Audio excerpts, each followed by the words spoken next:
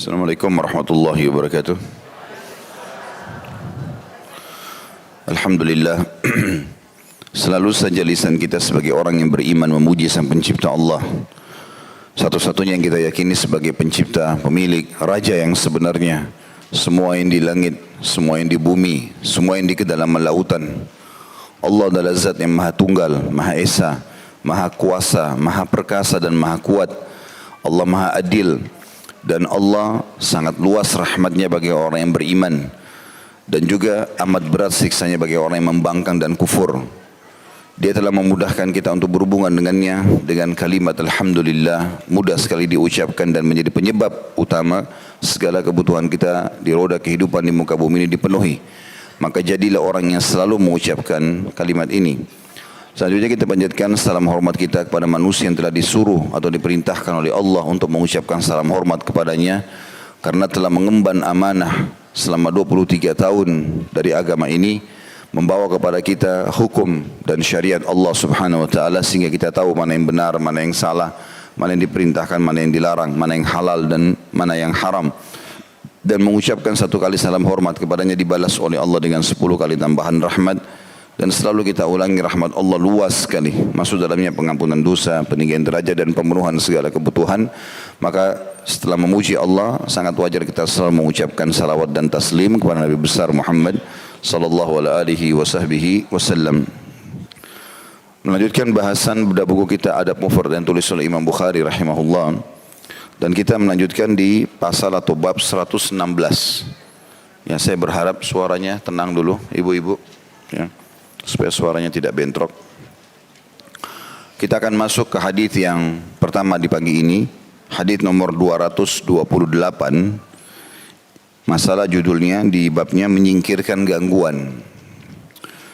Imam Bukhari berkata rahimahullah, Asim mengabarkan kepada kami dari Aban bin Sam'a, dari Abu Wazi' Jabir, an Abi Barzah al-Aslami radhiyallahu anhu qala qultu ya Rasulullah dullani ala amalin yudkhiluni al-jannah qala amitil adha an tariqin nas. Dari Abu Barzah al-Aslami radhiyallahu anhu, beliau berkata, aku berkata kepada Rasulullah SAW, wahai Rasulullah, tunjukkanlah kepadaku amal perbuatan yang dapat memasukkanku ke dalam surga. Maka beliau SAW menjawab atau bersabda, singkirkanlah gangguan dari jalan manusia. Teman-teman sekalian, kita akan menjelaskan terlebih dahulu tentang masalah judul bab ini. Islam adalah agama yang sempurna dan agama yang selalu menyuruh seluruh penganutnya untuk berbuat kebaikan. Dan semua kebaikan diperintahkan, bahkan dijanjikan pahala atau balasan yang sangat besar. Jujur, amanah, tanggung jawab, bakti sama orang tua, jenguk orang sakit, bantu orang miskin, semuanya kebaikan. Senyum, ya. Maka dermawan, ini semua adalah kebaikan-kebaikan yang dijanjikan juga pahala yang sangat besar. Kalau kita terapkan agama Islam dalam kehidupan kita, kita akan menjadi orang yang sangat baik, disukai oleh Allah subhanahu wa ta'ala dan janjikan pahala besar, disukai oleh manusia.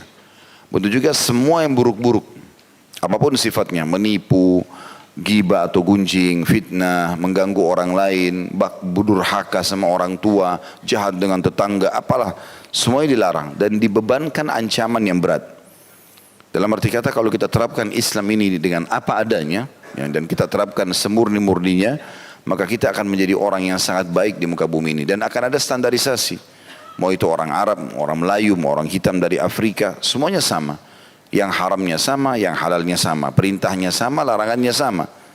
Maka akan ada standarisasi, baik dari sisi akhlaknya, ya, muamalahnya, semuanya akan sama. Dan ini keindahan, ini sangat bagus. Makanya seorang muslim itu tidak lagi memandang orang ini berkulit hitam atau putih, orang ini turunan dari mana, tetapi kita tahu ini muslim, maka hukum Allah subhanahu wa ta'ala sama berlaku padanya. Dan setiap kali kita nasihati, kita mengatakan, bukankah Islam larangmu seperti ini, bukankah Islam menyuruhmu seperti ini, maka semuanya baik. Di antara hal yang kecil sekali atau mungkin dianggap remeh oleh sebagian orang, dan ini sangat ditekankan dalam Islam untuk diperhatikan, yaitu memindahkan sesuatu yang berbahaya dari jalan. Memindahkan sesuatu yang berbahaya dari jalan. Apapun sifatnya, duri, batu, kayu, yang mengganggu, ya, yang bisa membuat orang sulit untuk lewat, atau kalau lewat pun bisa membahayakan mereka. Dan ini bagian daripada keimanan seorang muslim. Dalam arti kata banyak hikmah yang kita bisa ambil. Berarti kita dianjurkan untuk membersihkan jalan supaya rapi, bersih, dan jangan sampai ada yang mengganggu. Lawan pemahamannya, maksudnya pemahaman, ya, rival dari pemahaman ini, ya, bisa difahami. Mafhum mukhalafahnya juga adalah bagaimana kita dianjurkan untuk tidak mengotori tempat-tempat itu, tidak menjadi penyebab untuk membuang sampah, membuang sesuatu yang berbahaya atau mengganggu orang secara umum. Maka ini sebuah, ya, keutamaan yang luar biasa dalam Islam. Nanti akan kita baca beberapa hadis yang sangat banyak berhubungan dengan masalah itu. Oleh karena itu teman-teman, kalau melihat sesuatu yang berbahaya di jalan, batu mungkin walaupun kecil, kayu, apalagi kalau yang berbahaya seperti paku dan yang lainnya, maka kita pindahkan. Mampir sebentar, pindahkan. Kalau kita lagi naik motor bisa ditendang ke samping, alhamdulillah, gitu kan. Maka itu sangat baik. Dan jangan menjadi seperti orang-orang yang, ya, melakukan justru kejahatan ini. Ada orang melakukan kriminal di sini, ya. Mereka sengaja karena punya bengkel-bengkel, lalu mereka tancapkan atau menyebarkan paku di jalanan sehingga membuat ban mobil, ban motor orang pecah tanpa memikirkan keselamatan orang lain demi untuk orang mampir, ya, di tempat dia supaya bisa memperbaiki ban. Nah, ini berapa rupiah yang didapatkan dan berapa besar risiko yang terjadi kalau orang kecelakaan. Belum tentu semuanya hanya sekedar kempes bannya. Mungkin ada orang kecepatan tinggi, maka dia bisa terbalik mobilnya dan segala macam bahaya yang bisa terjadi. Hadis ini, hadis yang mulia, kandungannya, saya bahas dulu kandungannya, baru saya akan berikan insyaAllah berbagi masalah syarahnya atau penjelasan. Kata penulis, keutamaan menghilangkan segala bentuk gangguan dari jalan, seperti duri, batu, kotoran, serta segala sesuatu yang menjijikkan dan dihindari oleh manusia. Hadis ini memberikan gambaran kepada kita yang pertama, siapapun yang melihat masalah di pinggir jalan atau di tengah jalan, maka dia punya kewajiban untuk membersihkannya. Jadi sebuah kewajiban, bukan pilihan, ya. Maka dia tentunya menjalankan itu. Kemudian Allah Subhanahu wa taala menjadikan ini sebagai sebuah ibadah atau pahala, ya. Karena selama gangguan itu sudah pindah dari situ, kata ulama, maka secara otomatis siapapun yang lewat di situ, ya, dia akan mendapatkan panen pahalanya.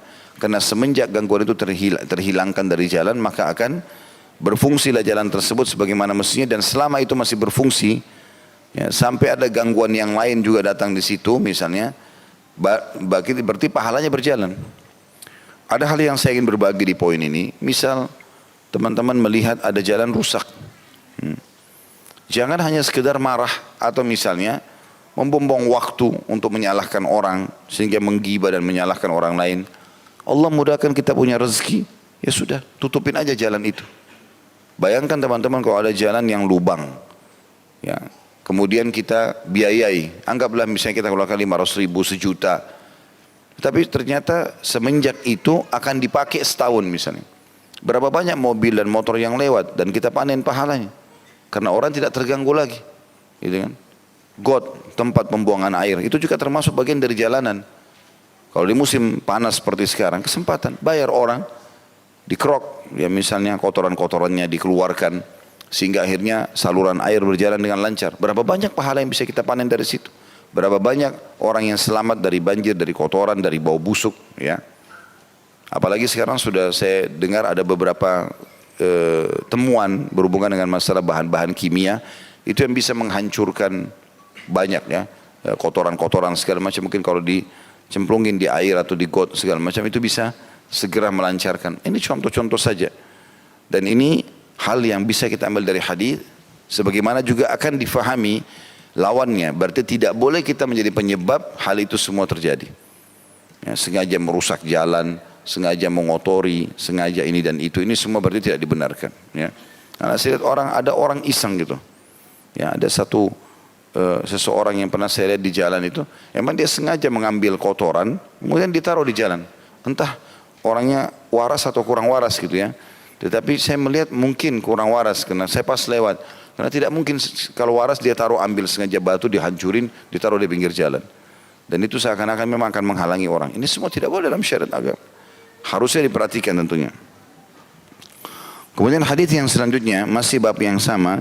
Nomor hadis 229 Imam Bukhari berkata rahimahullah, Musa mengabarkan kepada kami, ia berkata, Uhaib mengabarkan kepada kami dari Suhail dari ayahnya, an Abi Hurairah radhiyallahu anhu anin Nabi sallallahu alaihi wasallam qala marra rajulun muslimun bi syaukin fi at-tariq faqala la umitanna hadha asy-syauk la yadurru rajulan musliman faghufira lahu. Dari Abu Hurairah radhiyallahu anhu dari Nabi sallallahu alaihi wasallam beliau bersabda, seorang muslim berjalan melewati sebuah duri di jalan, lalu ia berkata dalam dirinya sendiri, sungguh aku akan singkirkan duri ini agar tidak membahayakan orang muslim yang lain. Lalu gara-gara itu atau karena sebab itu dia diampuni dosanya. Hadis ini memiliki kandungan. Dalam hadis ini terdapat pemberitahuan akan keutamaan segala amal yang bermanfaat bagi kaum muslimin dan yang dapat menghilangkan segala bentuk gangguan dari mereka. Kalau yang kita tambahkan tentunya, apa sulitnya teman-teman sekalian kita memindahkan duri, paku, batu dari jalan dan dosa kita dimaafkan. Tidak berimbang antara pengorbanan kita yang sedikit dengan pengampunan dosa. Allahu alam, mungkin dosa kita 1 tahun diampuni oleh Allah karena itu. Ada sebuah hadis yang saya belum baca apakah memang di sini ada atau tidak di buku kita, tapi ada sebuah hadis yang kata Nabi SAW, aku diperlihatkan seseorang di surga menikmati istanahnya dengan sangat gembira, itu karena pernah memindahkan satu atau sesuatu yang berbahaya dari jalan yang mengganggu manusia. Jadi dapat kenikmatan yang luar biasa hanya dengan itu saja.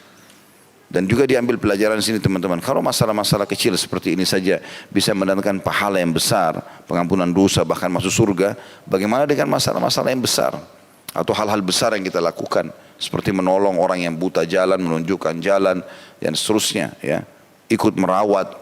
Jadi program-program yang ada di RT, di RW untuk bekerja membersihkan bersama-sama, menjaga lingkungan bersama-sama itu adalah bagian daripada agama kita.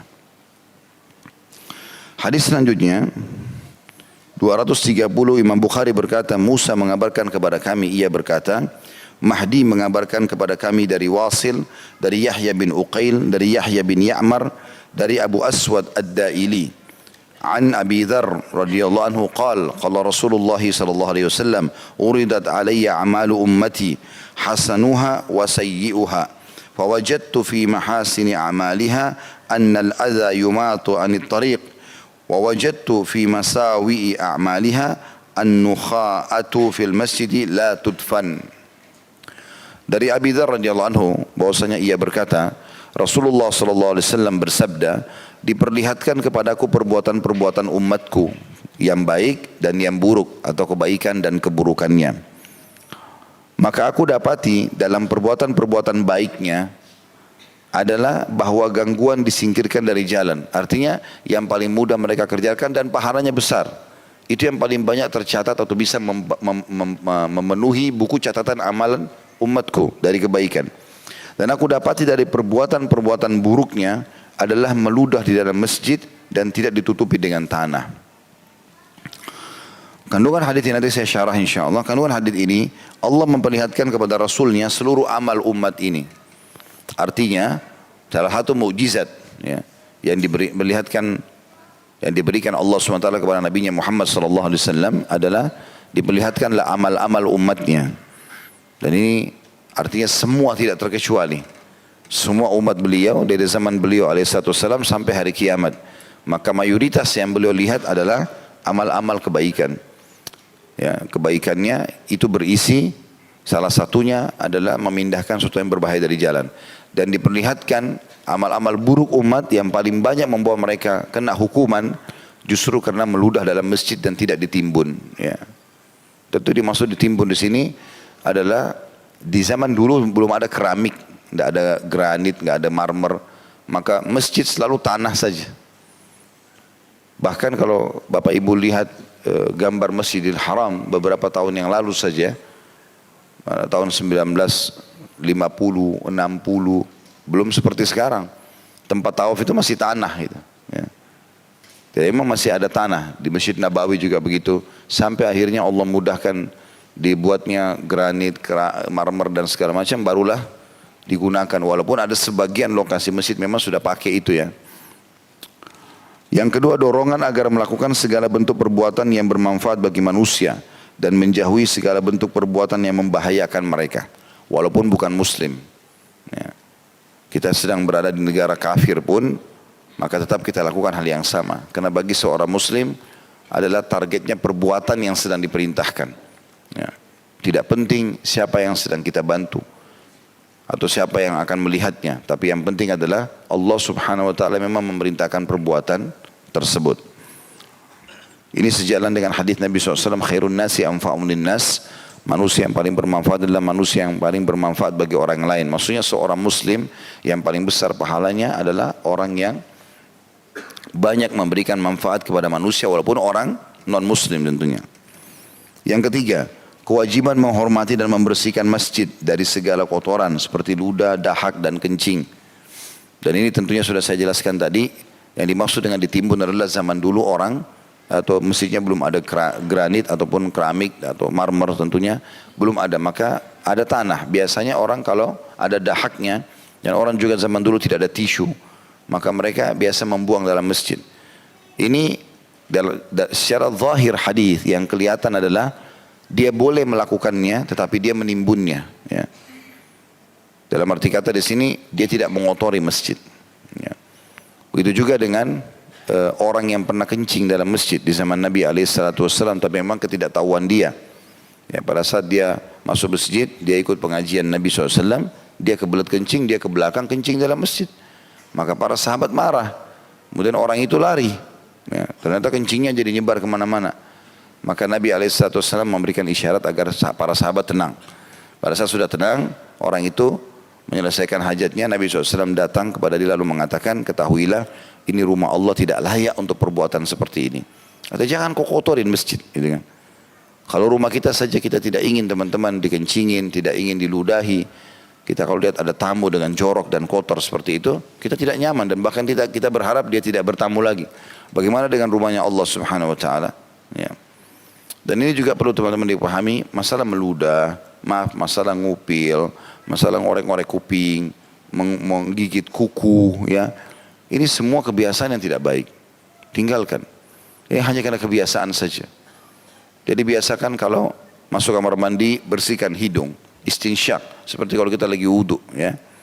Hirup air dengan tangan kanan, keluarkan dengan tangan kiri. Insya Allah akan keluar kotoran itu. Juga dengan membersihkan kuping, mungkin lagi mandi, habis mandi, menggunakan cotton bud misalnya, di saat-saat tertentu. Tapi kalau di depan orang, itu kurang baik, gitu kan. Sama juga pada saat memotong kuku, walaupun sunnah Nabi SAW, usahakan agak tersembunyi, ya. Di tempat-tempat yang lebih tidak kelihatan sama orang. Kalau orang lagi makan di depan kita lalu kita potong kuku, atau orang lagi makan lalu kita ngupil atau apalah, atau misalnya lagi ada dahaknya sengaja depan orang, orang lagi makan hilang keinginan makannya karena dia narik dahaknya dan keluar dibuang di depannya orang. Nah, ini kan semua orang alami itu ya, semua orang punya dahak, semua orang punya kotoran hidung, semua orang punya kotoran di kupingnya, tapi ada adabnya dalam Islam. Dan harusnya dijaga masalah itu. Kemudian yang keempat, dorongan agar menghilangkan segala bentuk gangguan dari jalan. Nanti apapun sifatnya itu. Tambahan syarah dari hadis ini, yang pertama adalah seperti poin pertama tadi tentang masalah mukjizat Nabi SAW. Nabi SAW memiliki beberapa mukjizat. Ada mukjizat dalam bentuk informasi, ada mukjizat dalam sikap yang terjadi langsung dilihat pada saat itu. Kalau yang dalam bentuk informasi dibagi lagi 3 oleh para ulama. Informasi tentang umat-umat sebelum kita, seperti kisah para nabi-nabi dalam Al-Quran diceritakan. Itu mukjizat. Sehingga kita tahu kisahnya Nabi Daud, Nabi Sulaiman, Nabi Yusuf, Nabi Yakub, Nabi Ishak dan seterusnya. Kemudian ada informasi yang sedang terjadi di zaman Nabi SAW. Seperti beliau memberitakan tentang kemenangan yang akan Allah berikan di Khaybar, di pembebasan kota Mekah, dan terjadi. Dan ada mukjizat dalam bentuk berita ini, itu yang akan terjadi di masa depan, seperti tanda-tanda hari kiamat. Ini semua mukjizat. Dan mujizat ini definisinya syai'un kharikun anil ada, sesuatu yang di luar kemampuan manusia normal gitu. Karena Allah SWT ingin mendukung para utusannya. Itu yang pertama yang berhubungan dengan masalah mujizat, informasi dibagi tiga oleh ulama. Ada informasi masa lalu, ada yang sedang terjadi, ada yang akan terjadi. Kemudian yang kedua mujizat dalam bentuk sikap yang terjadi atau sebuah perbuatan Nabi SAW yang kelihatan seperti pembelahan bulan, penyembuhan penyakit, ya. Kemudian keluarnya air ya dari tangan telapak tangan beliau yang mulia alaihissalam, dan banyak mujizat-mujizat yang lain tentunya. Dan ini sudah saya jelaskan di salah satu tablik akbar, judulnya Rasulullah engkaulah atau Rasulullah kekasihku, aku mencintaimu. Menjelaskan banyak sekali mujizat beliau alaihissalam, dan ini hanya ada pada saat beliau hidup saja. Ini seperti misalnya orang-orang Mekah pada saat menantang Nabi SAW, mengatakan, hai Muhammad, apa kau mau kami beriman? Kata Nabi SAW, iya, tentu saja. Kata mereka, apa kau lihat bulan itu? Kata Nabi SAW, iya. Nabi lagi tawaf, belah bulan itu buat kami. Ini bukan belah batu, tapi belah bulan. Maka Nabi SAW mengatakan kepada mereka, apakah kalau Allah memberikan kepadaku membelah bulan itu untuk kalian, kalian akan beriman? Mereka bilang, iya. Lalu kata para sahabat, kami menyaksikan Nabi SAW menggaris bulan dengan jari beliau. Dan terbelah dualah bulan tersebut. Dan Allah turunkan surah khusus, namanya surah Al-Qamar, surah nomor 54 yang menjelaskan masalah itu. Kalau bulan memang pernah terbelah, dan sekian banyak mujizat tentunya. Ini tambahan dari syarah hadis tentang adanya mujizat Nabi SAW. Di antara mujizat adalah di sini Nabi SAW diperlihatkan amal-amal umatnya. Nah, ini sering kali beliau sampaikan ya. Seperti misalnya beliau waktu bicara tentang Nabi Isa alaihissalam. Waktu Nabi Isa turun nanti pada hari kiamat atau menjelang hari kiamat, dan telah membunuh Dajjal, kemudian keluar dari Ya'juj dan Ma'juj, gitu kan? Dua suku dari anak Adam yang membuat kerusakan di muka bumi, yang Allah sebutkan cerita mereka dalam surah Al-Kahfi, yang kita dianjurkan baca setiap Jumat supaya kita renungi kisah itu. Nanti akan keluar lagi Ya'juj Ma'juj di akhir zaman dan buat kerusakan di muka bumi di zaman Nabi Isa alaihissalam. Nah, pada saat sudah terlalu banyak kerusakan yang disebarkan Ya'juj Ma'juj karena mereka membunuh semua orang selain mereka, maka Nabi Isa AS berdoa, minta agar Allah membinasakan mereka. Maka Allah pun membuat dari leher mereka keluar seperti serangga kecil yang membuat seluruh mereka mati pada saat itu. Dan jumlah mereka sangat banyak karena jumlahnya 1000 kali lipat dibandingkan manusia kayak kita. Ya. Kata Nabi SAW, Ya'juj Ma'juj akan tahu dirinya mati kalau dia sudah punya 1000 anak. Gitu kan. Maka ini buat kerusakan di muka bumi. Ya, mereka buat kerusakan, mereka membunuh manusia selain mereka, padahal mereka dari anak Adam juga. Ya, ada ciri-cirinya sudah disebutkan itu dalam hadis, tapi tidak kita bahas sekarang. Intinya teman-teman sekalian, pada saat itu waktu sudah mati semua Ya'juj Ma'juj satu kali atau sekalian mati semuanya dalam waktu detik seketika, detik yang sama mati semuanya seketika.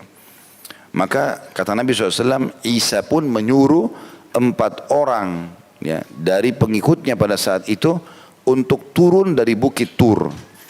Dan mereka turun, kata Nabi SAW, sekarang saya diperlihatkan mereka. Ke-4 orang itu. Padahal nanti, mungkin orang ini belum lahir sekarang. Tapi Nabi SAW diperlihatkan. Dan aku diperlihatkan, kalau kalian mau aku akan ceritakan kepada kalian baju mereka, warna bajunya, warna kudanya. Dan mereka adalah umat yang terbaik pada saat itu. Kemudian juga ada contoh yang lain, Nabi SAW pernah berkata, aku diperlihatkan waktu beliau tidur di rumahnya Ummu Haram radhiyallahu anha, istri sahabat yang mulia Ubadah bin Samit radhiyallahu anhu. Waktu Nabi SAW datang ke rumah mereka, sempat istirahat tidur, lalu bangun senyum. Kemudian Ummu Haram mengatakan, ya Rasulullah, kenapa anda senyum? Kata Nabi SAW, aku diperlihatkan oleh Allah umatku, ada nanti waktu setelah aku meninggal, itu mereka berada di atas lautan dan memiliki singasana-singasana yang besar. Mereka dan menguasai tawanan-tawanannya. Jadi mereka menjadi raja-raja yang menguasai dunia gitu. Maka kata Ummu Haram, ya Rasulullah, doakan saya termasuk dalam pasukan yang terbentuk dalam penyerangan atau pemenangan tersebut. Kata Nabi SAW, engkau termasuk di situ. Tapi di sini Nabi SAW diperlihatkan, gitu kan. Ada juga hadis tentang masalah Nabi SAW diperlihatkan makmum yang sedang sholat di belakang beliau. Kata Nabi SAW, luruskan, rapatkan saf kalian. Karena aku diperlihatkan atau dimudahkan oleh Allah untuk melihat keadaan kalian walaupun aku menghadap depan. Nabi SAW bisa lihat itu. Termasuk mujizat Nabi SAW adalah Beliau mengatakan sungguhnya kedua mataku tidur tapi hatiku tidak tidur. Jadi tertutup tapi subhanallah beliau seperti orang yang sadar. Dan sekian banyak mujizat Nabi alaihi salatu wassalam. Itu diambil dari potongan pertama hadis, sesungguhnya telah diperlihatkan kepadaku amal-amal umatku. Kemudian potongan yang kedua, dari potongan hadis ini dikatakan dan aku menemukan amal yang baik yang banyak di buku amal umatku adalah memindahkan sesuatu yang berbahaya dari jalan. Artinya perbuatan inilah yang akan paling banyak membawa umatku masuk ke dalam surga. Padahal cuma sekedar memindahkan sesuatu yang mengganggu orang di jalan. Ya. Maka jangan dianggap remeh ini teman-teman sekalian. Saya pernah naik motor sama seseorang, kami sama-sama dai, kemudian jalan di sebuah tempat ada kayu di pinggir jalan, cukup besar. Kemudian saya bilang, maaf Ustaz kita mampir dulu, saya bilang gitu. Kenapa Ustaz? Dia bilang, saya bilang ini ada kayu di jalan. Mungkin nanti ada orang lain pindahkan. Terus saya bilang, tidak akhi. Justru semestinya kita yang pindahkan. Kita tunggu orang lain, belum tentu orang pindahkan. Bukankah ada hadis memindahkan kotoran dari jalan malah itu adalah ibadah. Terus dia bilang, oh iya benar ya. Berarti ada juga orang yang mungkin tidak terfikir masalah itu. Bagi dia yang penting dia bisa hindari selesai. Enggak, ini bukan masalah menghindari. Ambil pahala. Dan ingat selalu pesan itu, kalau kita pindahkan dan selama kita pindahkan dan selama itu pula atau selama jalan itu pula dipakai, kita akan panen pahala. Berapa banyak orang yang berulang lalang di situ dan seterusnya. Kemudian juga diambil dari potongan hadis dan aku temukan dosa yang paling banyak bagi umatku atau yang tertulis di umatku adalah meludah di dalam masjid dan tidak ditimbun ya. Ini ada anjuran yang sangat ditekankan untuk merawat masjid. Ya. Bagaimana kita semua harus merasa sebagai seorang muslim kalau masjid adalah rumah Allah dan dia wajib untuk menjaganya. Jangan malah mengotorinya. Teman-teman yang lagi sakit, lagi flu, pakai masker ya, ke masjid. Atau kalau mau buang ingus, maaf, pakai tisu. Jangan kotorin sejadah masjid. Bersin, tidak tutup. Semuanya jadi bau sejadah ini. Orang sujud setelah kita terganggu. Dan subhanallah ini bersin ini teman-teman bisa tanya teman-teman kita medis ya. Itu ingus itu sangat cepat sekali menular. Kalau kita orang habis pegang ingusnya, salaman sama kita pegang itu sudah ada bakterinya. Kita pegang hidung sedikit sudah flu. Sangat cepat. Maka kita jaga itu. Ya. Jaga. Nabi SAW dikatakan kalau lagi bersin itu menarik ujung baju beliau dan menutup hidungnya. Kalau kita sekarang tutup bisa juga pakai tisu, pakai sapu tangan, ya, sehingga tidak nyebar kemana-mana itu. Kadang-kadang begitu ya, kita kalau masuk masjid kita temukan ada sejadah yang bau, tidak sedap, ya. Keringat juga begitu. Kita keringat dilaplah keringatnya, masuk masjid dengan bersih. Pernah ada sahabat masuk masjid rambutnya berantakan. Kata Nabi SAW suruh orang ini keluar dulu. Sisir rapi rambutnya baru masuk ke masjid. Al-Hasan radhiyallahu anhu cucu Nabi SAW itu kalau habis uduk mau masuk masjid wajahnya memerah seperti orang yang takut. Ditanya orang-orang sekitarnya, kenapa anda ini? Apakah ada seseorang yang mengganggu anda? Ada yang anda takuti? Kata dia tentu saja. Ya. Maksud dia tentu ada yang saya takuti. Bukankah apakah kalian tidak tahu saya akan masuk ke rumahnya siapa? Ini masjid, rumahnya Allah Subhanahu Wa Taala. Maka harusnya kita merasa bertanggung jawab untuk itu. Sebagaimana juga pernah saya jelaskan poin itu, saya ingatkan lagi kembali ya. Jangan cuma tahu menghina masjid. Kita masuk masjid kotor, panas, kita cuma tahu hina.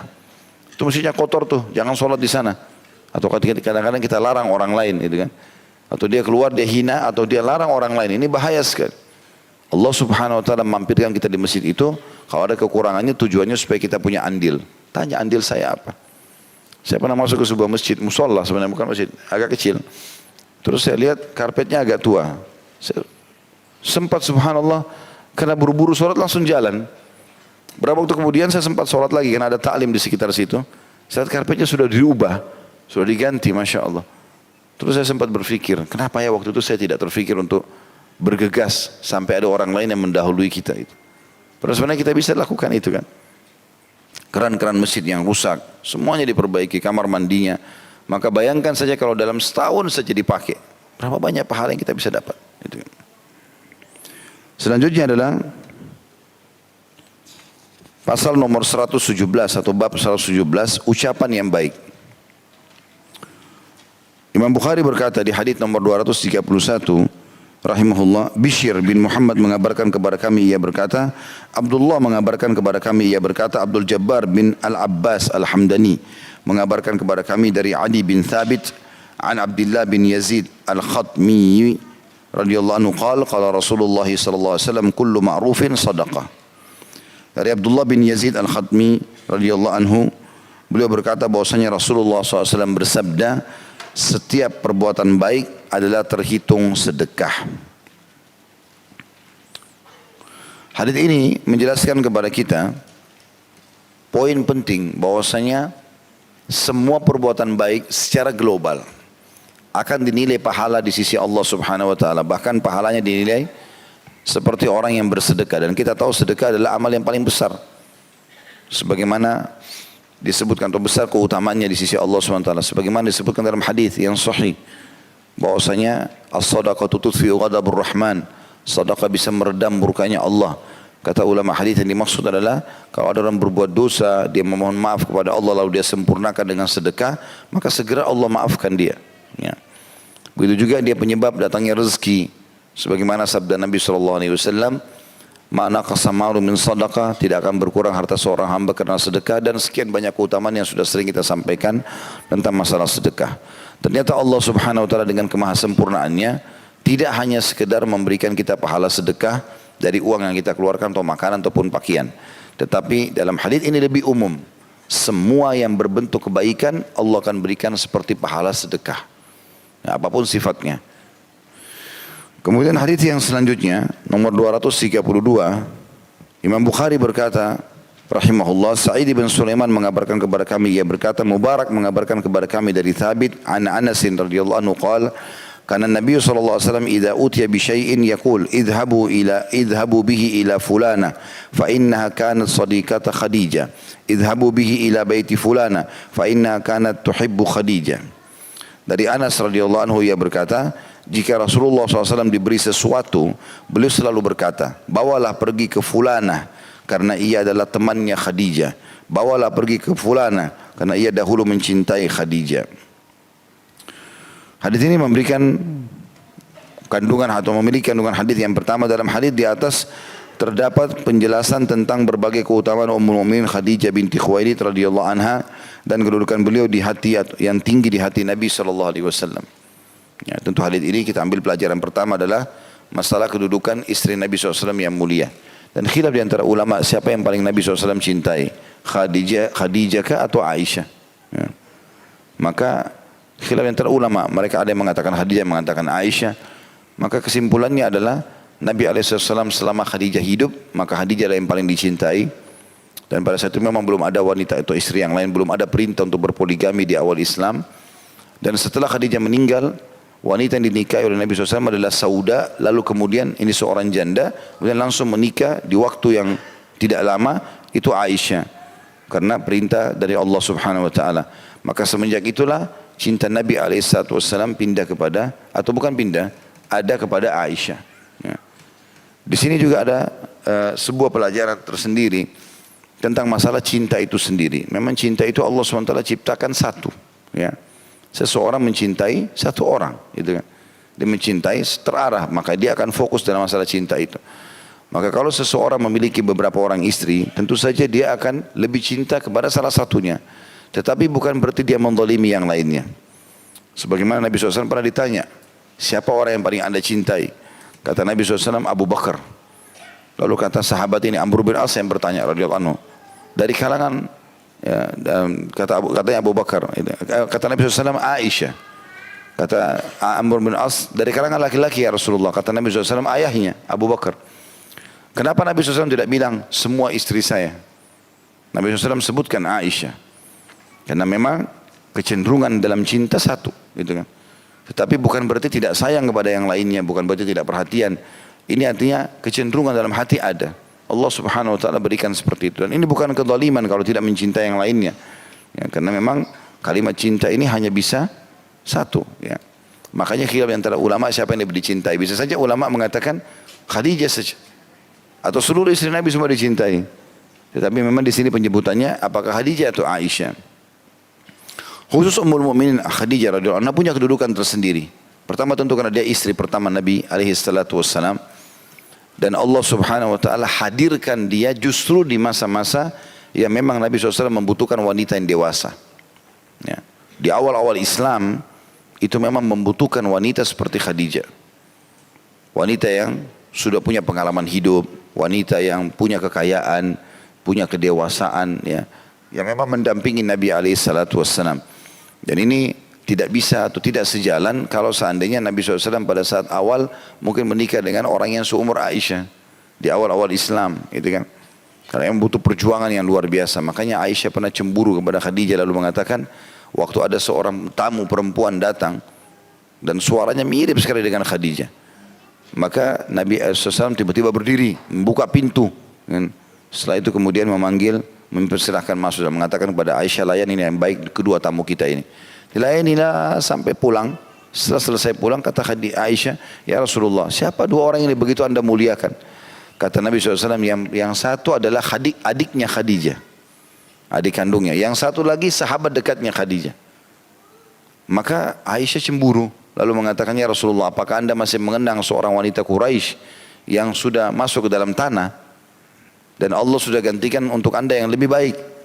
Maksudnya dia ingin membahasakan diri dia, sama-sama dari Quraisy tapi saya masih hidup, gitu kan? Saya pun lebih muda, saya pun perawan, sementara Khadijah janda dan sudah meninggal, gitu kan? Maka Nabi SAW mengatakan, hai Khadijah, hai Aisyah, ketahuilah tidak ada yang bisa menggantikan Khadijah. Tidak ada yang bisa menggantikan Khadijah. Dia beriman padaku pada saat orang-orang kufur, dan dia mendukung agama ini dengan hartanya, serta Allah karuniakan aku anak dari dia. Dan ini juga pelajaran penting teman-teman sekalian. Kalau seseorang di antara kita menikah dengan janda, dengan duda, ya, kemudian ada sesuatu yang dia cerita tentang pasangannya yang dulu, nggak boleh kita marah. Itu masa lalunya orang, gitu kan? Ya risiko kenapa nikah sama janda atau sama duda? Misal dia mengatakan, si duda mengatakan, dulu istri saya itu kalau masak enak sekali. Jangan ibu cemburu. Ya, harus ibu bilang, baiklah, kira-kira makanan apa yang disuka? Saya coba buat seperti itu atau lebih enak. Itu boleh, bersaing positif, gitu kan? Tetapi kalau marah dengan dia gara-gara itu tidak boleh. Nggak usah sebut-sebut. Di sini kan terbukti. Waktu Aisyah menyinggung Nabi SAW agar tidak menyebut Khadijah, malah Nabi tegur dia. Nggak bisa. Khadijah adalah orang yang lebih baik. Gitu. Begitu juga kalau orang menikah dengan janda. Ya, karena ini menikah dengan orang-orang yang sudah punya pasangan terlebih dahulu. Kita pada saat hadir dalam kehidupannya harus kita lebih daripada pasangannya yang dulu. Nggak ada opsi lain. Beda kalau kita nikah sama bujang atau gadis. Mereka nggak punya pengalaman sebelumnya. Maka kita lah orang yang terbaik menurut dia. Tapi kalau janda atau duda, dia bisa banding-bandingkan dengan pasangannya yang dulu. Maka kita hadir dalam kehidupan mereka berarti kita harus menjadi orang yang lebih baik dari pasangannya sebelumnya. Itu salah satu konsekuensi dalam masalah rumah tangga, gitu kan. Jadi ini keutamaan tersendiri. Dan Khadijah punya banyak keutamaan tentunya. Di antaranya dapat jaminan surga. Dan juga dia sempat atau memiliki anak dari Nabi SAW 6 orang, ya. 2 laki-laki dan 4 orang wanita. Walaupun anak laki-lakinya meninggal, tetapi Khadijah dan anak perempuannya Fatimah menjadi pemimpin wanita surga, ya. Dan ini satu karunia yang luar biasa dari seorang ibu dan anak. Kata Nabi SAW ada 4 wanita yang jadi pemimpin wanita surga dari seluruh dunia ini. Maka yang disebut pertama Khadijah, kemudian anaknya Fatimah, barulah Asia dan juga Maryam, atau Maryam dan Asia. Ada riwayat tentu berbeda, ya. Ada yang mengatakan Maryam dulu, kemudian dan jelas urutan dalam 4 wanita ini ada ibu sama anak sekaligus. Padahal bisa saja wanita lain, tapi ini berarti punya kedudukan tersendiri, ya, punya kedudukan tersendiri.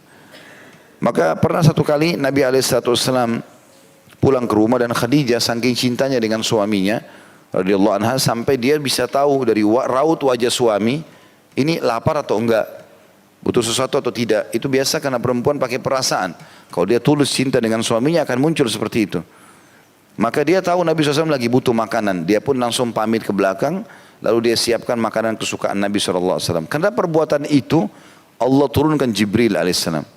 Lalu Jibril mengatakan, hai Muhammad, ini Khadijah sebentar lagi datang akan bawa makanan kesukaanmu nih. Karena perbuatan itu Allah kirim salam kepada dia. Sampaikan salamnya Allah. Sampaikan juga salamku kepadanya. Dan sampaikan gara-gara perbuatan ini dia akan mendapatkan istana di surga yang tidak ada kebisingan. Apa kata ulama hadis? Kenapa harus ada bahasa istana di surga yang tidak ada kebisingan? Memang surga tenang. Apa makna daripada kalimat ini? Karena Khadijah kata para ulama itu tidak pernah mengangkat suara di depan Nabi SAW. Maka Allah pun menilai sebagai sebuah ibadah tersendiri. Ya, makanya syaitan banyak menggoda wanita untuk mengangkat suaranya, teriak-teriak di depan suaminya. Sampai kata Nabi SAW, setiap wanita itu bisa masuk ke dalam surga karena perbuatan baik pada anaknya. Kalau bukan karena buruknya muamalahnya pada suaminya, maka mereka akan masuk ke dalam surga langsung. Jadi kadang-kadang perbuatan sama suami ini banyak dibengkalaikan oleh banyak wanita. Padahal sebenarnya ini diambil dari pelajaran Khadijah radhiyallahu anha, orang yang luar biasa. Saya pernah berteman dengan seseorang, ada dokter dari Riyadh. Beliau sering datang ke Indonesia, kadang-kadang isi daurah, kadang-kadang daurah itu maksudnya kayak pesantren kilat. Kadang-kadang juga membuka jaringan-jaringan bisnis pada saat itu. Dia cerita, dia bilang, Khalid saya mau nikah sama wanita Indonesia. Saya bilang baiklah, coba nanti kita tanyakan kalau ada yang berminat gitu kan. Kemudian saya sempat tanya, kenapa mau menikah sama wanita Indonesia? Apa sebab? Dia bilang, saya pernah tersentuh waktu saya lagi mau pulang ke Riyadh dari Jakarta. Ada satu ibu, dia bilang orang Indonesia, itu sama suaminya. Lagi mau umroh, tapi transit Riyadh baru pergi ke Mekah. Baru ke Jeddah, baru masuk ke Mekah gitu.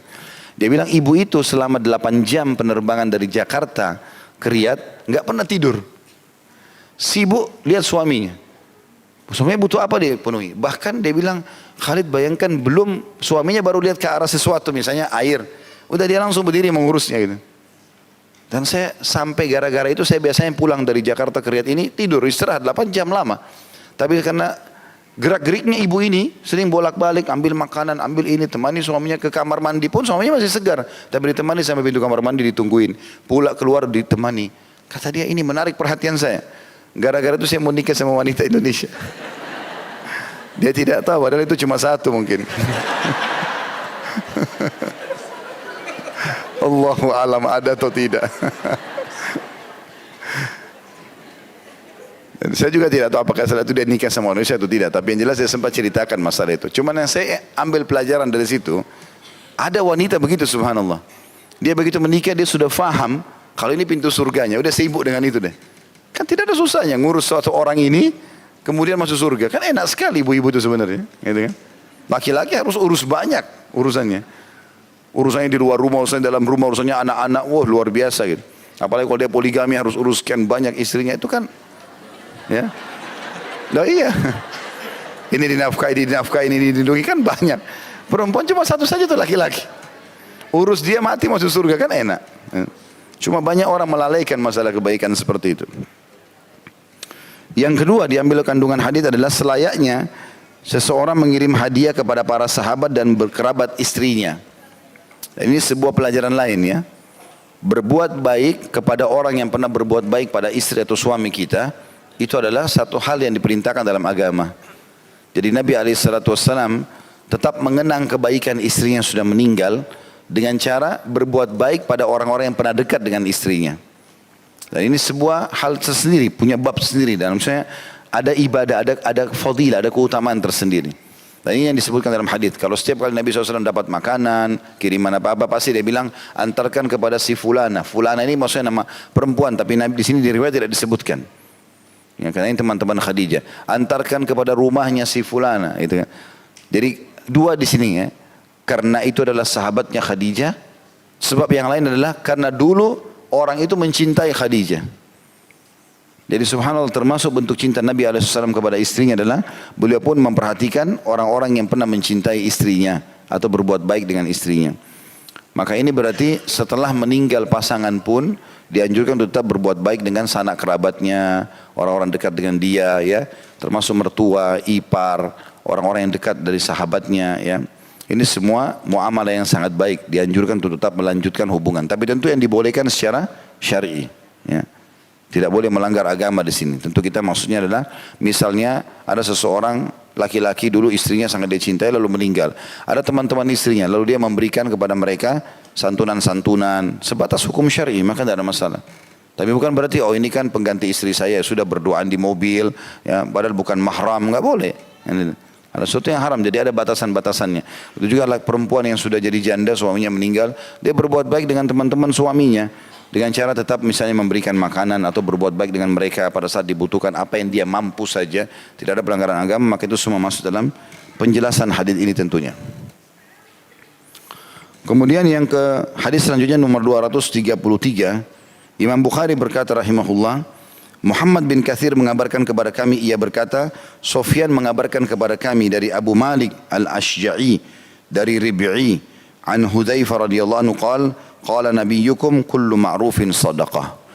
Dari Hudzaifah radhiyallahu anhu dia berkata, Nabi SAW bersabda, atau beliau berkata, Nabi kalian SAW bersabda, setiap kebaikan adalah sedekah. Jadi artinya, hadis yang nomor 231 dan 233 ini sama mirip lafadznya dan seakan-akan hadis nomor 232 merincikan masalah itu. Artinya semua yang dianggap baik akan mendatangkan pahala, termasuk berbuat baik dengan teman-teman pasangan kita. Ya. Ini semua termasuk adalah ibadah di sisi Allah Subhanahu wa taala. Selanjutnya kita masuk ke 118 atau pasal atau bab ya. Saya sering mengatakan bab atau pasal karena memang tidak disebutkan dalam buku kita ini. Semuanya langsung berurut begitu saja. Keluar ke ladang sayur dan membawa sesuatu di pundaknya kepada keluarganya dengan kantong dari pelepah kurma. Begitu judulnya. Hadis pertama, nomor 234 kata Imam Bukhari rahimahullah, Ishaq bin Makhlad mengabarkan kepada kami dari Hammad bin Usama dari Mis'ar, ia berkata Amr bin Qais mengabarkan kepada kami an Amr bin Abi Qurrat al-Kindiyah qala arada abi ala Salman ukhtahu fa'aba wa tazawwaja mawlatan lahu yuqalu laha Bukairah فبلغ أبا قرة أنه كان بين حذيفة وسلمان شيء فأتاه يطلبه فأخبر أنه في مبقلة له فتوجه إليه فلقيه ومعه زبيل فيه بقل قد أدخل عصاه في عروة الزبيل وهو على آتقي فقال يا أبا عبد الله ما كان بينك وبين حذيفة قال يقول سلمان وكان الإنسان أجولا فانطلقا حتى أتيا دار سلمان فدخل سلمان الدار فقال السلام عليكم ثم أذن لأبي قرة فدخل فإذا نمت موضوع على باب وعند رأسه لبينات وإذا قرطات فقال اجلس على فراش مولتك التي تمهد لنفسها ثم أنشأ يحدثه فقال إن حذيفة كان يحدث بأشياء كان يقولها رسول الله صلى الله عليه وسلم في غضبه لأقوام فأسأل عنها فأقول حذيفة أعلم بما يقول وأكره أن تكون ضغائن بين أقوام فأوتي حذيفة فقيل له إن سلمان لا يصدقك ولا يكذبك بما تقول فجاءني حذيفة فقال يا سلمان ابن أم سلمان فقلت يا حذيفة ابن أم حذيفة لتنتهين أو لأكتبن فيك إلى عمر فلما خوفته بعمر تركني وقد كان رسول الله صلى الله عليه وسلم وقد قال رسول الله صلى الله عليه وسلم من ولد آدم أنا فأيما عبد من أمتي لعنته لعنة أو سببته سبة في غير كهني أو في غير كهه فأجعلها عليه صلاة. Dari Amr bin Abi Qurra Al-Kindi ia berkata, ayahku menawarkan saudara perempuannya kepada Salman, maksudnya Salman Al-Farisi radhiyallahu anhu, tetapi ia menolak dan malah ia menikahi atau menikah dengan bekas budak perempuan yang bernama Bukairah. Setelah itu sampailah berita itu kepada Abu Qurrah bahwa ada perselisihan di antara Hudzaifah dengan Salman, dua sahabat Nabi yang mulia radhiyallahu anhum. Lalu ia mencarinya dan kemudian diberitahu bahwa Salman sedang berada di ladang sayurnya. Abu Qurrah lalu pergi menemuinya dan mendapatinya sedang membawa kantong berisi sayuran dan ia sudah memasukkan tongkatnya ke ujung atas kantong yang ia panggul. Abu Qurrah bertanya kepadanya, wahai Abu Abdillah, maksud saya bertanya kepada Salman, perselisihan apa yang terjadi antara engkau dengan Hudzaifah atau antara engkau dan Hudzaifah? Salman lalu berkata, sungguhnya manusia itu terburu-buru membaca surah Al-Isra ayat 11. Lalu keduanya berangkat menuju rumah Salman. Salman lalu masuk ke rumah kemudian mengucapkan Assalamualaikum. Lalu ia mengizinkan Abu Qurrah untuk masuk. Abu Qurrah lalu masuk dan terlihat ada permadani diletakkan di atas pintu dan bagian atasnya ada batu-batu dan juga pelana. Salman berkata, duduklah di atas tempat tidur budak perempuanku yang ia siapkan dirinya. Salman lalu mulai bicara. Sesungguhnya Hudzaifah berbicara tentang berbagai hal yang pernah diucapkan oleh Rasulullah SAW di saat beliau marah kepada orang-orang. Lalu aku ditanya tentang hal itu. Aku katakan, Hudzaifah lebih tahu tentang apa yang diucapkannya. Dan aku tidak senang terjadi permusuhan di antara orang-orang. Kemudian Hudzaifah dipanggil dan dikatakan kepadanya, Salman tidak membenarkan dan tidak juga mendustakan ucapanmu. Hudzaifah lalu menemuiku dan mengatakan, wahai Salman, putra Ummu Salman. Lalu aku katakan, wahai Hudzaifah, putra Ummu Hudzaifah, hendaknya engkau berhenti atau aku laporkan kepada Umar. Ketika dia kuancam dengan Umar, dia lalu meninggalkanku. Dan Rasulullah SAW telah bersabda, aku adalah salah satu dari anak Adam, siapapun dari umatku aku laknat atau aku hina, bukan karena kesalahannya, maka aku jadikan itu doa rahmat baginya. Kita baca dulu kandungan hadisnya. Athar, ya, yang pegang buku, athar itu maksudnya seperti riwayat lah ya. Athar di atas menunjukkan perangai terpuji dari para sahabat. Karena Salman radhiyallahu anhu tidak suka mengungkapkan permasalahan yang dialami oleh sebagian sahabat dengan Rasulullah sallallahu alaihi wasallam, baik yang ada kalanya terjadi atau jarang terjadi. Hal tersebut tidak ia lakukan karena menghindari kelalaian memuliakan keagungan mereka sebagai orang yang memiliki persahabatan dengan Rasulullah sallallahu alaihi wasallam. Baik, kita ambil pelajaran-pelajaran dari hadis ini. Yang pertama adalah bagaimana jelinya para kaum salaf sebelum kita, diantaranya tabi'in, dalam menceritakan kejadian yang sedang atau interaksi yang sedang terjadi antara dia dengan para sahabat. Sebagaimana juga para sahabat sangat jeli untuk menceritakan, atau sebagian mereka sangat jeli menceritakan apa yang terjadi antara dia dengan Nabi SAW. Jadi ada di antara sahabat teman-teman, itu kalau meriwayatkan hadis, mereka cuma mengatakan Rasulullah SAW bersabda begini. Tapi dia tidak ceritakan lagi ngapain sama Nabi. Ada di antara sahabat tidak. Dia ceritakan secara rinci, kami pernah jalan bersama Nabi SAW. Waktu itu Nabi menggunakan jubah ini. Atau Nabi sedang menunggangi kuda ini. Kemudian terjadilah pertemuan dengan si fulan. Lalu kemudian terjadilah ini dan itu. Lalu kemudian Nabi bersabda begini. Jadi dia diceritakan historinya. Maka ini sebuah kejelian juga pada saat orang menukir riwayat dengan lengkap. Itu pelajaran dari hadis ini. Karena kalau kita baca tadi panjang lebar riwayat ini, seperti sebenarnya ada sebuah pesan saja yang ingin disampaikan, yaitu akhir hadis ini atau akhir riwayat ini yang dikatakan bahwasanya Nabi SAW bersabda, aku adalah salah satu dari anak Adam, siapapun dari umatku aku laknat atau aku hina, bukan karena kesalahannya, maka aku jadikan itu doa atau rahmat baginya. Tapi di sini diceritakan historinya. Seseorang di sini yang bernama Abu Qurrah rahimahullah, salah satu tabi'in yang masyhur, dia pernah menemui Salman Al-Farisi untuk beberapa hajat. Di antaranya dia sempat menawarkan agar Salman menikahi anak perempuannya, ya, atau saudara perempuannya, adik perempuannya. Tapi Salman menolak karena pada saat itu Salman memilih untuk menikah dengan mantan budaknya yang dia bebaskan lalu dia nikahi. Kemudian terjadilah pembicaraan antara Abu Qurrah ini dengan Salman. Ya. Jadi pelajaran pertama dulu itu ya, kejelian menyampaikan riwayat di sini, karena panjang sekali riwayat disampaikan dan diceritakan bagaimana historinya. Yang kedua adalah bagaimana seseorang itu cross check, kalau memang butuh untuk cross check dan untuk menengahi Muslim yang sedang bertengkar. Dilanjutkan diambil dari riwayat di sini. Abu Qurrah lalu berkata, wahai Salman, saya mendengar ada terjadi sesuatu antara anda dengan Hudzaifah. Hudzaifah ini juga sahabat Nabi yang mulia. Kalau yang ada yang belum tahu, tentu Hudzaifah adalah Sahabat Nabi yang dikenal dengan sahibus sir. Jadi semua rahasia Nabi ada pada Hudzaifah. Hudzaifah bin Yaman. Dikenal dengan pemilik rahasia Nabi SAW. Dan ini sudah pernah kita tablik akbarkan ya. Di YouTube insya Allah sudah ada. Hudzaifah bin Yaman, pemilik rahasia Nabi SAW. Jadi semua nama orang munafik Nabi kasih ke Hudzaifah. Semuanya diajarkan. Ini si fulan munafik, si fulan munafik. Enggak semua Nabi sampaikan. Sampai Umar bin Khattab pernah bertanya kepada Hudzaifah, "Hai Hudzaifah, apakah Rasulullah menghitung namaku ada termasuk di kalangan orang-orang munafik?" Kata Hudzaifah, "Tentu saja tidak." Gitu kan. Dan juga Umar bin Khattab tahu orang ini munafik atau tidak. Kalau Hudzaifah masih ada, atau semasa Hudzaifah hidup, dilihat kalau Hudzaifah ikut sholat berarti muslim, mukmin. Kalau tidak sholat berarti orang munafik. Gitu kan. Dan pernah Umar bin Khattab bertanya kepada Hudzaifah di masa khilafahnya beliau, "Wahai Hudzaifah, adakah di antara gubernurku orang munafik?"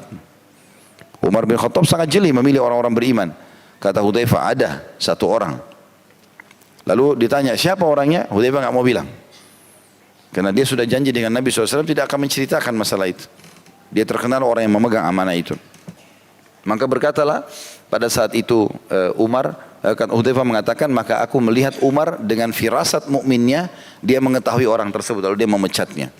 Ya, ini orang munafik subhanallah, penampilannya seperti orang muslim. Ya, namanya nama muslim, penampilannya, kata-katanya, kita anggap dia seperti orang yang alim, tapi ternyata munafik gitu kan. Begitu juga dengan Salman. Salman Al-Farisi adalah ulamanya sahabat. Ulamanya sahabat. Ini bukan orang biasa gitu. Karena dia pernah menganut agama Nasrani dan menjadi pendeta mereka. Ya. Pernah menganut beberapa agama. Sebelum jadi Nasrani pernah menyembah api. Bahkan dia dulu yang membakarkan apinya orang-orang Majus. Sampai akhirnya dia masuk ke dalam, dia pernah ikuti orang Yahudi. Bahkan pernah menjadi budaknya Yahudi di Madinah. Dan mengikuti ajaran mereka sampai faham. Dan akhirnya mengikuti risalah Nabi Muhammad SAW. Jadi dia melalui proses yang luar biasa. Ada hadits Nabi SAW yang berbunyi, termasuk orang yang mendapatkan 2 pahala adalah orang yang pernah menganut agama Nabi sebelumku, lalu beriman kepadaku. Jadi misalnya orang Nasrani, dia beriman pada risalah Nabi Isa AS. Kemudian dia masuk Islam, berarti dia beriman kepada risalah Nabi Muhammad SAW. Ini pahalanya jadi 2, karena seperti dia beriman pada 2 Nabi, gitu kan. Salman Al-Farisi melalui 3, Yahudi, Nasrani dan juga ya Islam. Ya, ada riwayat yang menjelaskan bahwasanya beliau sempat menjadi budak orang Yahudi dan mengikuti ajarannya. Ada juga yang mengatakan tidak. Dia tetap dalam keadaan agamanya Nasrani dan akhirnya dia jadi budak orang Yahudi sampai datangnya Nabi SAW baru dia masuk Islam. Tapi yang jelas orang ini punya kedudukan tersendiri dan terkenal semua dengan kesolehannya. Pernah terjadi cekcok antara kedua orang ini, sahabat ini. Cekcoknya itu pada hal ilmiah ya. Padahal ilmiah. Jadi Hudzaifah bin Yaman radhiyallahu anhu orang yang sangat semangat menyampaikan hadis. Saking semangatnya sampai beliau menceritakan semuanya. Kecuali yang Nabi SAW suruh rahasiakan seperti nama-nama orang munafik, beliau tidak jelaskan. Tetapi kalau misalnya pernah terjadi pertengkaran antara Nabi SAW dengan bukan pertengkaran, ada pernah terjadi Nabi SAW menegur sahabat. Ya. Teguran ini oleh Hudzaifah dinukil.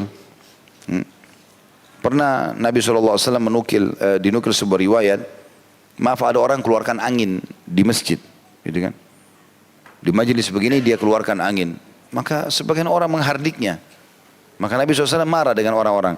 Kata Nabi SAW, apakah kalian marah dengan sesuatu seperti itu? Jadi hardikan seperti ini misalnya, Nabi SAW biasa menegur sahabatnya, itu oleh Hudzaifah dinukil semuanya. Dengan niat menukil lengkap riwayat-riwayat itu kan gitu. Tetapi Salman tidak suka itu.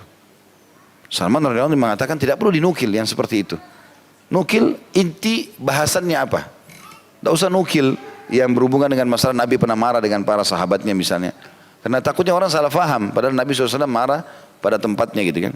Intinya dua-duanya beristihad dengan masalah itu. Dan itu ternyata tersebar di kalangan muslimin. Maka Abu Qurrah ingin menengahi masalah itu. Mungkin dia bisa bantu gitu kan. Maka dia bertanya, hai Salman, apa yang terjadi? Maka Salman mengatakan, membaca surah Isra ayat 11 tadi, khuliqal insanu ajula, sesungguhnya manusia diciptakan penuh dengan ketergesa-gesaan. Seakan-akan dia mau bilang, sebenarnya Hudzaifah tergesa-gesa dalam menyampaikan banyak riwayat gitu. Kemudian dia mengatakan, Abu Qurrah, saya ingin tahu lebih jauh, apa yang bisa saya bantu? Maka teruslah Mereka jalan bersama berdua, Salman dan Abu Qurrah, sampai tiba di rumahnya Salman. Kemudian Salman mengucapkan salam pada saat masuk dalam rumah, dan ini termasuk adab dalam syariat kita untuk mengucapkan salam walaupun tidak ada orang di dalam rumah, ya. Dalam surah An-Nur begitu. Allah SWT mengatakan, dan salamlah buat diri kalian, untuk sebagai kata sambutan yang baik dari Allah. Kemudian setelah itu dia mengatakan, masuklah hai Abu Qurrah dan duduklah di tempat yang sudah disiapkan oleh istriku. Nanti ada tempat yang biasa diduduki oleh Salman, dia suruh tamunya duduk di situ. Barulah kemudian Salman cerita. Nah, ceritanya itu disebutkan dalam riwayat tadi, ya. Setelah dia mengatakan, duduklah di atas tempat tidur budak perempuanku yang ia siapkan dirinya. Salman lalu mulai bicara. Sungguhnya Hudzaifah berbicara tentang berbagai hal-hal yang pernah diucapkan oleh Rasulullah SAW di saat beliau marah kepada orang-orang, ya. Jadi ini yang dimaksudkan. Jadi kadang-kadang dinukil Nabi pernah marah dengan si fulan, maka itu Hudzaifah kadang-kadang nukil riwayat itu. Salman tidak suka masalah itu, maka Hudzaifah pun merasa itu hak dia untuk menyampaikan. Untuk apa dia menegur saya sementara saya bukan menukil aib? Maka Hudzaifah pun pada saat, ya, atau Salman waktu ditanya masalah itu apa yang sebenarnya terjadi, kata Salman, Hudzaifah lebih tahu tentang apa yang dia ucapkan. Artinya dia tahu itu dosa atau tidak, salah atau enggak. Dan aku tidak senang terjadi permusuhan di antara orang-orang. Nanti aku tidak suka nanti orang salah faham dengan riwayat yang dia sampaikan. Aku juga tidak mau punya permusuhan dengan dia. Maka Abu Qurrah sudah tangkap kalau Salman sebenarnya tidak marah. Salman tidak ada masalah. Maka dia pun pergi ke Hudzaifah lalu menyampaikan masalah tersebut. Sambil mengatakan sebenarnya Salman tidak menyalahkan perkataan, tidak juga menyalahkan kamu. Artinya dia cuma tidak suka kalau ada sifat atau Nabi pernah marah dengan sahabatnya lalu dinukil. Maka Hudzaifah pun datang lalu berkata kepada Salman, ya, wahai Salman. Dan Salman juga mengatakan wahai Hudzaifah. Lalu kemudian Hudzaifah mengatakan, biarkan aku dengan urusanku. Kalau kau tidak berhenti selalu menegur aku sementara aku menyampaikan menurut aku tidak ada yang salah, aku akan laporkan kau kepada Umar. Dan ini zaman khilafahnya Umar. Maka Hudzaifah mengatakan, baik, terserah kamu, ditinggallah, ya.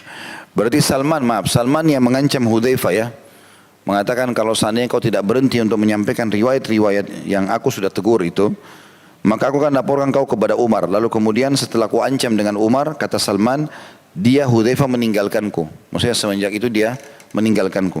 Maka aku pun berkata kepada Nabi, atau aku pun menukil sabda Nabi SAW, aku adalah salah satu dari anak Adam, siapapun dari umatku aku laknat atau aku hina, bukan karena kesalahannya, maka aku jadikan itu sebagai doa dan rahmat baginya. Artinya Salman mengatakan, kalaupun Hudzaifah tersinggung gara-gara aku luruskan kesalahan itu, maka aku anggap aku tetap mendoakan dia kebaikan, atau aku tetap mendoakan kebaikan untuk dia. Baik, pelajaran yang ketiga yang diambil dari hadis ini, setelah tentu Abu Qurrah ingin menengahi antara Hudzaifah dan Salman, dan ini termasuk bagian daripada ibadah, adalah pentingnya seorang muslim mengucapkan salam pada saat mau masuk ke dalam rumah. Sebenarnya sudah kita jelaskan tadi bagaimana Salman melakukan itu. Dan yang keempat adalah pentingnya seorang muslim untuk menyampaikan apapun yang dibutuhkan kalau ditanya. Kalau tidak ditanya tentu dia tidak lakukan itu.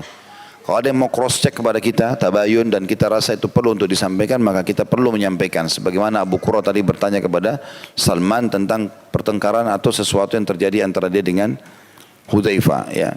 Dan yang terakhir teman-teman, yang kelima adalah bagaimana seorang muslim tidak memusuhi saudaranya walaupun tidak sependapat.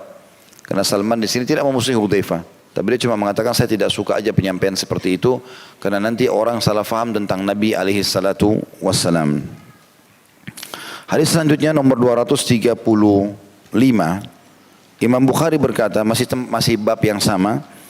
Ibnu Abi Syaibah mengabarkan kepada kami, ia berkata, Yahya bin Isa mengabarkan kepada kami dari Al-A'mash, dari Habib, dari Sa'id bin Jubair, an Ibn Abbas radhiyallahu anhu maqala qala Umar radhiyallahu anhu ukhruju bina ila ardi qaumina fakharajna fakuntu ana wa Ubay ibn Ka'ab wa Ubay ibn Ka'ab fi muakhirin nas fahajat sahaba faqala Ubay Allahumma asrif 'anna 'adhaha falahiknahum وقد ابتلت رحالهم فقالوا ما أصابكم الذي أصابنا قلت إنه دعا الله عز وجل أن يصرف عنا أذاها فقال عمر ألا دعوتم لنا معكم. Dari Ibnu Abbas radhiyallahu anhu ia berkata, Umar radhiyallahu anhu berkata, pergilah bersama kami ke tanah kaum kami. Lalu kami pergi. Aku dan Ubay bin Ka'ab adalah orang terakhir.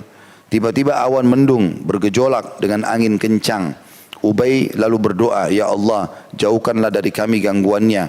Lalu kami sampai di kaum tersebut di mana hewan-hewan kendaraan mereka telah basah. Mereka lalu berkata, tidakkah menimpa kalian apa yang telah menimpa kami?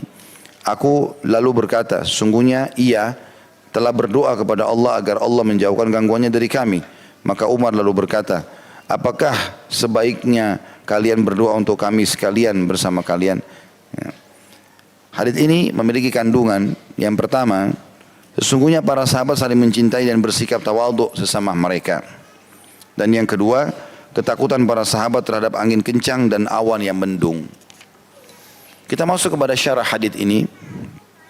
Yang pertama adalah Ibnu Abbas menukil riwayat yang mulia bahwasanya Umar pernah berkata, dari sini berkata maksudnya adalah mengirim surat kepada mereka, kepada Ibnu Abbas, ya, dan mengatakan, keluarlah kalian menuju ke bumi kami atau tempat tinggal kami. Maksudnya datanglah ke tempat kami. Umar bin Khattab memanggil mereka. Lalu kami pun, kata Ibnu Abbas, keluar menuju ke tempat di mana Umar ada. Dan kebetulan Ibnu Abbas berkata, aku bersama Ubay bin Ka'ab berada di barisan terakhir dari manusia-manusia atau orang-orang yang sedang menuju ke Umar. Maka tiba-tiba saja ada awan yang tebal dengan angin yang kencang. Lalu kemudian Ubay bin Ka'ab berdoa kepada Allah SWT agar dihilangkan bahaya daripada angin kencang itu. Dan akhirnya hujan tidak jadi turun dan anginnya pun berhenti.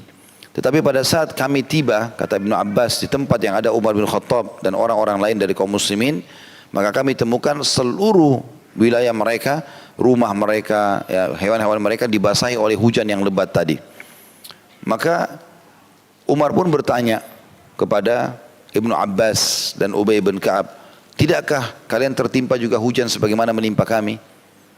Kenapa baju kalian tidak basah, doa kalian tidak basah? Apa kalian tidak ditimpa hujan seperti kami? Maka kata Ibnu Abbas sambil menunjuk Ubay, sesungguhnya dia telah berdoa. Dia minta kepada Allah agar dijauhkan dari keburukan awan tadi itu. Maka kami pun tidak kena. Maka kata Umar bin Khattab, mengapa kalian tidak mendoakan sekalian buat kami? Supaya kami juga tidak kena bahayanya hujan ini, gitu, atau angin kencang ini. Ini kemudian beri gambaran umumnya riwayat ini. Pelajaran yang pertama yang kita ambil dari sini adalah bagaimana Ubay bin Ka'ab atau keutamaan Ubay bin Ka'ab yang mustajab doa.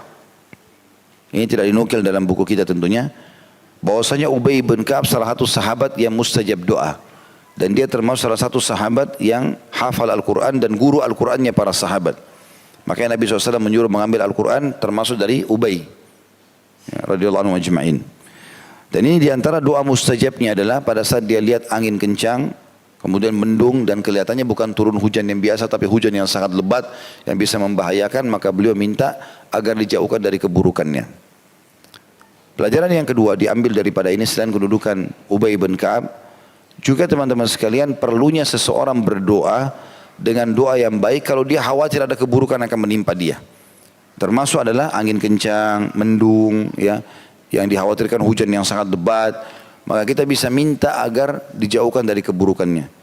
Ini juga berlaku pada apa saja yang kita khawatirkan. Kita khawatir dari keburukan orang di depan kita, kita khawatir dari keburukan hewan yang ada di depan kita, kita khawatir dari apalah jalanan yang kita lalui karena gelap. Kita berlindung kepada Allah Subhanahu wa taala dari keburukannya. Dan ini bagian daripada agama kita. Makanya Ubay lakukan itu, ya. Dan di antara hal yang perlu ditekankan kalau ada teman-teman sini yang menikah dan belum melakukan itu, anjurannya dengan melakukan itu.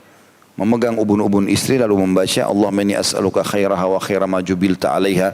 Ya Allah, aku minta kebaikannya dan kebaikan yang dibebankan padanya. Wa a'udzubika min syarriha wa syarri ma jubilta 'alaiha. Dan jauhkanlah aku dari keburukannya dan keburukan yang dibebankan padanya. Begitu juga ini dianjurkan oleh Nabi SAW untuk diucapkan pada saat membeli hewan tunggangan, ya. Untuk meminta berlindung kepada Allah, minta kebaikannya dan berlindung dari keburukannya, gitu kan. Karena ini selalu akan ada interaksi antara kita dengan semuanya ini. Kemudian juga diambil pelajaran dari hadis ini yang ketiga, adalah bagaimana Umar bin Khattab radhiyallahu anhu meminta agar didoakan oleh Ubay atau oleh orang-orang saleh secara umum. Dan ini dibolehkan dalam syariat kita selama memang orang itu masih hidup. Kalau orang itu masih hidup, bapak ibu boleh mengatakan doakan saya, kedua orang tua, orang soleh. Ya, kita mengatakan doakan, dan sering kali para sahabat datang kepada baginda Nabi SAW dan minta begitu. Doakan saya, doakan saya. Doakan kesembuhan, doakan ini, doakan itu. Pernah Ummu Sulaim radhiyallahu anha, ibunya Anas bin Malik radhiyallahu anhu, Ummu Sulaim ini menikah dengan Malik. Malik meninggal dalam keadaan kafir, gitu kan. Dia diajak masuk Islam oleh Ummu Sulaim, tidak mau, dia keluar dari rumahnya sambil marah, berantem sama salah satu musuh-musuhnya lalu dibunuh. Lalu menikahlah Ummu Sulaim dengan Abu Talha, salah satu orang yang soleh yang masuk Islam setelah Ummu Sulaim menjanjikan mengatakan bahwasanya masuk Islammu cukup jadi maharku. Nah, anak dari suami pertama Ummu Sulaim ini dari Malik namanya Anas. Anas bin Malik masyhur perawi hadis, gitu kan. Selalu kita baca Anas bin Malik, Anas bin, ini seorang sahabat yang mulia. Nah, Anas bin Malik ini dibawa oleh ibunya Ummu Sulaim mengatakan kepada Nabi SAW, mengatakan, ya Rasulullah, jadikanlah Anas ini sebagai pembantu anda, ya, supaya dia juga bisa belajar, bisa segala macam. Maka Nabi SAW terima. Dan Anas menceritakan, aku telah menjadi pembantu di rumah Nabi SAW selama 10 tahun. Nah, belum pernah aku menemukan Nabi SAW menghardik atau memarahi istri-istri juga pembantu-pembantunya. Tapi jelas teman-teman sekalian, waktu itu Ummu Sulaim sempat mengatakan, ya Rasulullah, doakanlah Anas ini. Dia akan berkhidmat kepada anda, jadi pembantu anda, dan doakanlah dia. Maka Nabi SAW mendoakan, ya Allah, panjangkanlah umurnya Anas dan luaskanlah rezekinya dan perbanyaklah keturunannya. Luaskanlah rezekinya dan perbanyaklah keturunannya. Maka Anas bin Malik mengatakan, doa Nabi SAW terus berlaku padaku sampai aku memiliki anak dan keturunan atau anak dan cucu mencapai jumlah 100 orang. Nah, dan beliau menjadi orang yang sangat kaya raya karena doa Nabi SAW. Berarti ini juga pelajaran, kita boleh minta didoakan oleh orang-orang yang soleh. Mungkin di antara orang yang kita minta doakan itu adalah orang yang mustajab doa. Kita nggak tahu, gitu kan. Tapi syaratnya ingat ya, masih hidup dan tidak berlaku bagi orang mati. Nggak boleh kita datang ke kuburan minta kepada orang mati itu supaya memberikan kita keselamatan dan seterusnya. Nah, sudah pernah saya jelaskan itu. Setelah Nabi SAW meninggal dunia, kurang lebih 30 tahun atau 30 tahun lebih, Aisyah radhiyallahu anha masih hidup. Dan ini ranjangnya Aisyah, ini adalah kuburan Nabi SAW. Belum pernah satu kali pun ada riwayat dinukil bahwasanya Aisyah membuka rumahnya radhiyallahu anha dan menyuruh para sahabat untuk ambil tanah kuburan Nabi SAW atau taruh air supaya berkah, atau berdoa minta Nabi yang menolong mereka. Tidak pernah dinukil karena memang para sahabat faham masalah itu. Mereka meminta kepada Allah Subhanahu wa taala secara langsung, dan Abu Bakar sudah mengeluarkan statement yang sangat jelas pada saat Nabi SAW meninggal dunia. Dan beliau mengatakan, siapa yang menyembah Muhammad, Muhammad telah meninggal dunia sallallahu alaihi wasallam. Dan siapa yang menyembah Allah, Allah hidup. Ya, artinya kalian sekarang kembali kepada Allah Subhanahu wa taala. Kalau Nabi SAW masih hidup, tidak ada masalah. Ada beberapa sahabat mengatakan, kami memiliki ya, doa mustajab selama Nabi kami masih hidup. Ada riwayat lain juga dikatakan, kami memiliki 2 senjata, yang satu sudah hilang, yaitu meninggalnya Nabi SAW. Yang kedua tinggal istighfar kami kepada Allah, atau memohon ampun kami kepada Allah Subhanahu wa taala. Jadi Nabi pun tidak boleh dimintai pada saat sudah meninggal dunia. Kalau masih hidup berbeda. Dan cukup banyak riwayat yang berhubungan dengan masalah itu. Juga Umar bin Khattab pernah memberikan contoh yang baik. Di zaman khilafahnya beliau, sempat musim peceklik, panas sekali, kemarau. Maka beliau ajak sholat istisqa, minta turun hujan. Ya, begitu beliau sholat istisqa selesai, beliau menghadap ke makmumnya atau kepada jemaahnya untuk mengajak mereka bertobat dan memohon ampun. Maka beliau pun mengatakan setelah mengajak mereka tobat, ya Allah, sesungguhnya waktu Nabi kami masih hidup, kami jadikan Nabi kami perantara antara kami dengan engkau. Dan sekarang Nabi kami sudah meninggal, maka ini pamannya Abbas, pamannya Nabi yang masih hidup. Ya, dia akan berdoa, terimalah doanya. Maka Abbas pun berdoa, lalu turunlah hujan pada saat itu. Berarti Umar bin Khattab titip pesan, Nabi sudah meninggal, gak bisa lagi kita berdoa melalui Nabi. Berdoanya kepada orang yang masih hidup, dan ini pamannya masih hidup. Seperti itulah. Ini kurang lebih gambaran yang berhubungan dengan masalah hadits kita tadi. Jadi boleh kita minta didoakan oleh orang-orang soleh. Sebagaimana Umar tadi bilang.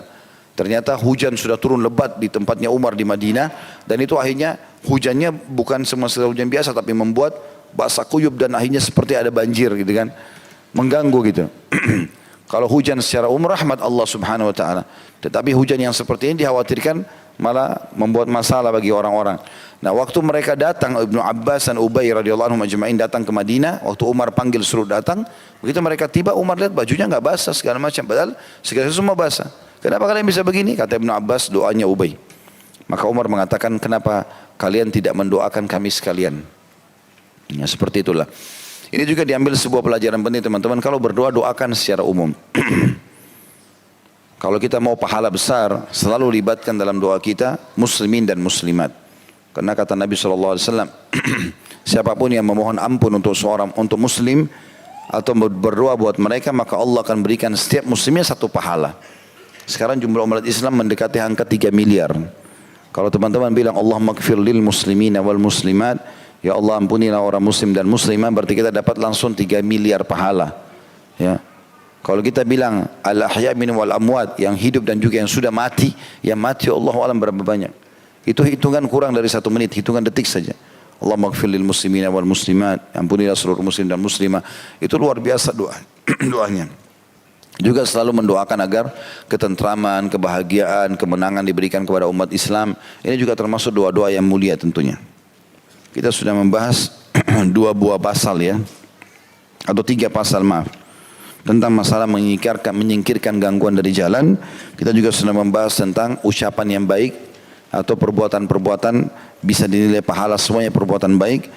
Dan yang ketiga adalah yang kita bahas tadi tentang masalah bagaimana seseorang itu ya menjaga hubungan baiknya dengan saudara muslim, dan kalau ada apa-apa maka dia perlu meluruskan ya dan menjelaskan apa sebabnya dia atau terjadinya retakan dengan saudaranya, dan dia perbaiki masalah itu. Allahu a'lam. Dan insyaallah kita akan lanjutkan pertemuan akan datang di bab 119 ya. Baik, begitu saja, mudah-mudahan bisa diambil manfaat dari apa yang kita pelajari hari ini. Subhanakallahumma bihamdika asyhadu an la ilaha illa anta astaghfiruka wa atubu ilaik. Sebelum saya mengucapkan salam di sini, Masya Allah ada Dr. Zaidul Akbar hadir saya lihat. Kalau teman-teman yang sudah atau yang belum tahu, di Instagram beliau bisa diikutin, banyak sekali pengobatan nabawiyah yang diajarkan. Mudah-mudahan masalah kesuburan juga ada, Dok. Ada ya? Baik, insya Allah. Itu saja. Wassalamualaikum warahmatullahi wabarakatuh.